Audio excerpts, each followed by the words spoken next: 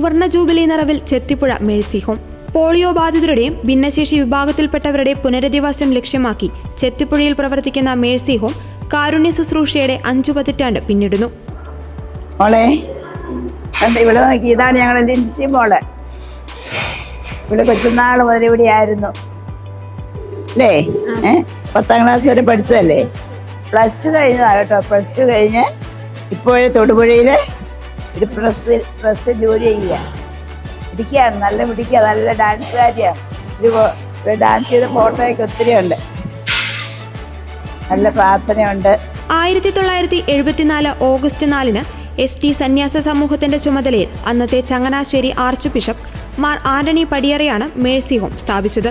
Chethipuzha CMI ആശ്രമത്തിനോട് ചേർന്ന് വാങ്ങിയ 2 acre സ്ഥലവും ആശ്രമം ദാനമായി നൽകിയ 1 ഏക്കർ സ്ഥലവും ചേർത്താണ് കെട്ടിടം നിർമ്മിച്ചത്. ഇത് ആനിയമ്പൂർക്ക് 1.5 വയസ്സിൽ പോളിയോ വന്നതാണ്. പിന്നെ ആനിമയ്ക്ക് ഇപ്പം എല്ലാ കാര്യങ്ങളും തന്നെ ചെയ്യാനൊക്കെ പറ്റും. ആൺകുട്ടികൾക്കും പെൺകുട്ടികൾക്കും പ്രവേശനം നൽകിയായിരുന്നു തുടക്കമെങ്കിലും എണ്ണം വർദ്ധിച്ചപ്പോൾ ചെത്തിപ്പുഴയിൽ പെൺകുട്ടികൾക്ക് മാത്രം പ്രവേശനം നിജപ്പെടുത്തുകയും ആൺകുട്ടികൾക്കായി കൊടിനാട്ടും കുന്നിൽ പ്രത്യേക സെന്റർ ആരംഭിക്കുകയും ചെയ്തു. ഷേർലി ഇവിടെ കൊച്ചുനാളുടെ 1 വയസ്സായപ്പോൾ പോളിയോ വന്നതാണ്. ഒരു പനിയും ഛർദിയൊക്കെ വന്നു. അതോടെ കാലൊക്കെ തളർന്നു. അങ്ങനെ 9ാമത്തെ വയസ്സിൽ അവിടെ ഇങ്ങോട്ട് കൊണ്ടുവന്നു കൊച്ചിനെ. 9 വയസ്സുള്ളപ്പോൾ. അന്ന് മുതൽ ഇന്ന് വരെ മോൾക്ക് 10 വയസ്സുണ്ട്. 40 വയസ്സുണ്ട് ഇപ്പോൾ. ഇത്രയും വർഷം അവളിവിടെ സന്തോഷമായിട്ട് കഴിയുന്നു. ഒരു പരാതിയില്ല, ഒരു സങ്കടമില്ല. ഇപ്പോഴും പ്രാർത്ഥിച്ച് ബൈബിൾ പഠിക്കുക. ഇപ്പോൾ 40 അന്തേവാസികളാണ് ഇപ്പോൾ ചെത്തിപ്പുഴ മേഴ്സി ഹോമിലുള്ളത്.